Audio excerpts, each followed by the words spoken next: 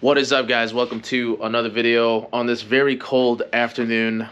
It is dark as heck out. It's like 4 o'clock only. I just got out of work. But I don't know when's the last time I left off with a video. I think I kind of just left off with an overview of what the bike looks like. Oh, I'm sorry. Yes, today is going to be a Honda CB900C video.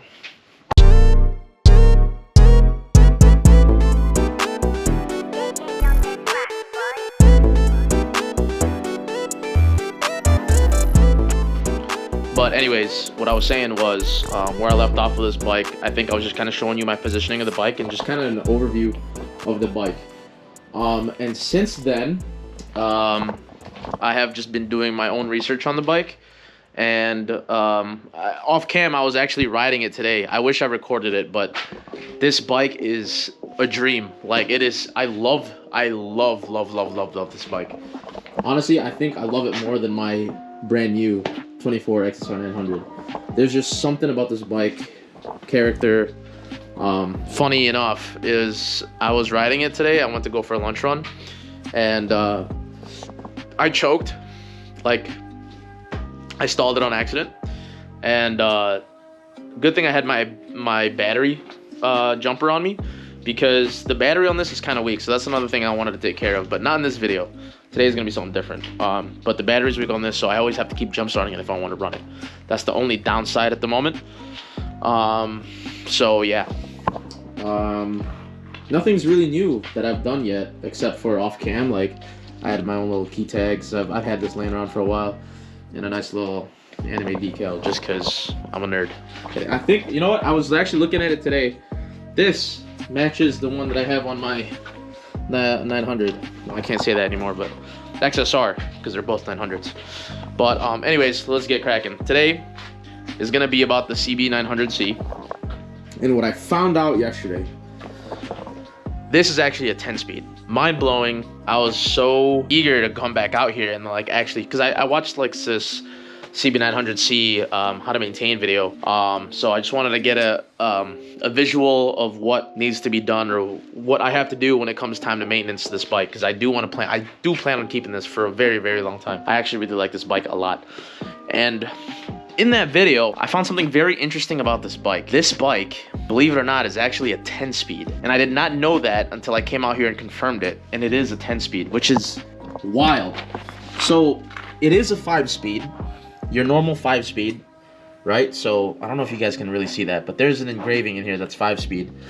So you go through the gears like a normal 5-speed, but there's high range and low range. So technically it's a 10-speed, but there's only 5 gears to shift up and down. But in between that, you can access 5 more gears, but in high range or low range. And I confirmed that with this. There's a little marking here that says high and low. And how you activate that is actually through here, which there's no knob for it. So in the factory CB900, there is a heel toe shifter, kind of like how Harleys are, where if you want to upshift, you heel, and if you want to downshift, you just click down on your foot, so you never have to put your foot underneath the peg. Well, that's how that works, but it only goes teeter-totter. It only goes this way or this way, and you can activate it by doing this. So that's high range now, and then that's low. And I tried it, like I kind of like I used my hand to get over it and then try it. Dude, it actually makes a difference when I was riding it today. You can tell by the extra first gear revs way quicker in low range than high range. You have the high range obviously gives you more gear, but I don't know how to explain it. It's kind of like on a car. It's like an overdrive where. Yeah, I'm really bad at explaining. If you wanna, I'll try to link that video. But yeah, the guy was doing maintenance video because I have to get to the gear oil for this, and I was like, why is there like 4 different pegs? Well, the previous owner took it off, so right now it's disabled. But I want to re-enable that because it's kind of cool having a 10-speed bike. So that's what we're gonna do today. So it just arrived. It is just a regular peg, like a regular stand. Here, I'm gonna put you guys down real quick, give me a sec. So we have here just a regular, Amazon special. It is just a shifter peg. If this works, cool. If it doesn't, I might just return it and go for that teeter-totter style shifter that I was telling you guys about. So I'm gonna put this on and let's see how it feels. I'm gonna take off the old bracket first, but hopefully this should work. If it doesn't, like I said, thank God Amazon, I could just return this and I can go for the, so what a teeter-totter is I'm saying is, imagine this rotating point is right here. So then it can go this way or this way. That's what the OEM one is like, but since I don't have that, I would have to just either put my foot underneath for high range or click down for low range. So we'll see how that really pans out because the mounting on here is very custom. Alright guys, so this is the knob.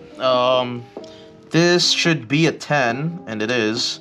What I'm gonna do is I'm gonna try to break it loose. Hopefully I don't tilt the bike because this bike is like very... Oh, am I tightening it? I am tightening it. Oops. Loosen, guys, loosen. Alright, so that 10 mil is gonna take off. It's gonna come off. And this should just slip out. Well, should slip out.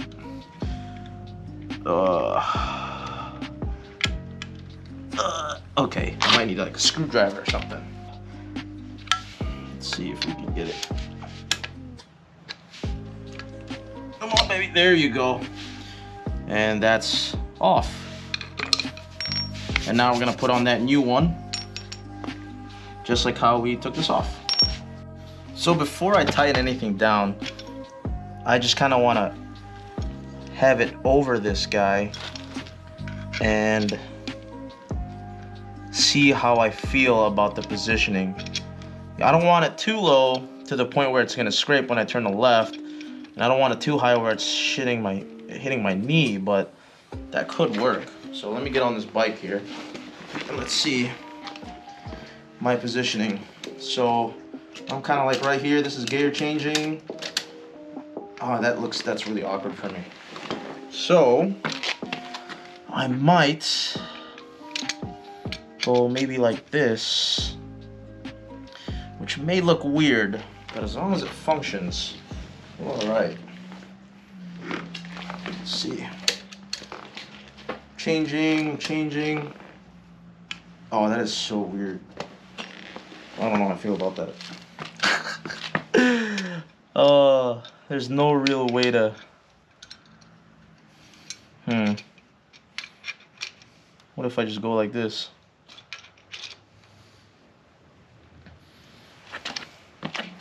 That might be even worse, bruh. This is kind of fucking weird. Oh my gosh, that's weird. So this is low, high. I don't know, man. This is high. I might have to do something like this. Something like this, where I can just kind of boom, and then like that. I think that might be the better, only real way I can do that. So maybe we'll go with that position. Yeah, as you can see, this is kind of just trial and error. Because usually where your shifting would be is right here, right? And then it's kind of away from the shifter, because then your shifter would be over there. But then the seat's all the way back, so. Yep, let me just mess around with this, and I'll get back to you guys in a bit.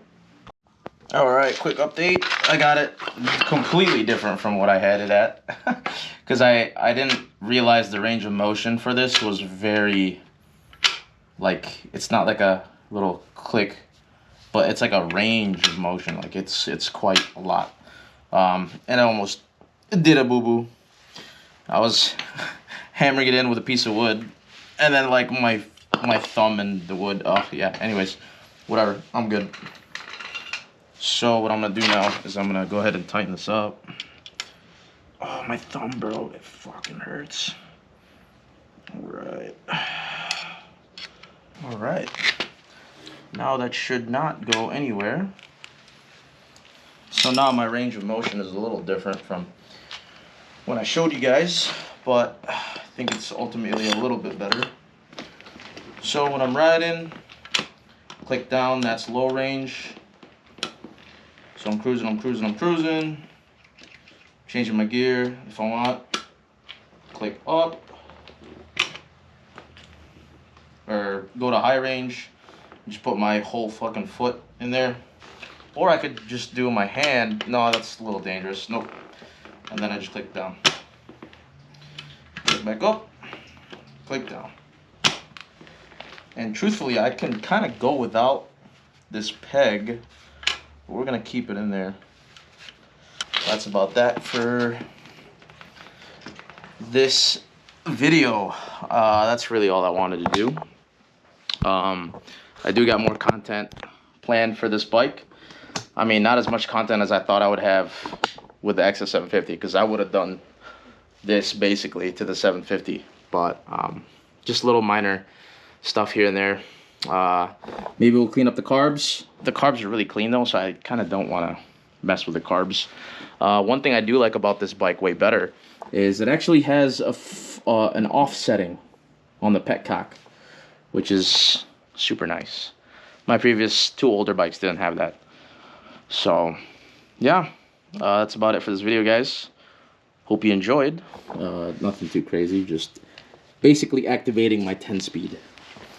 So I'm excited to try that out whenever it's a nicer day again, which I don't think will be for a while, because today was 54.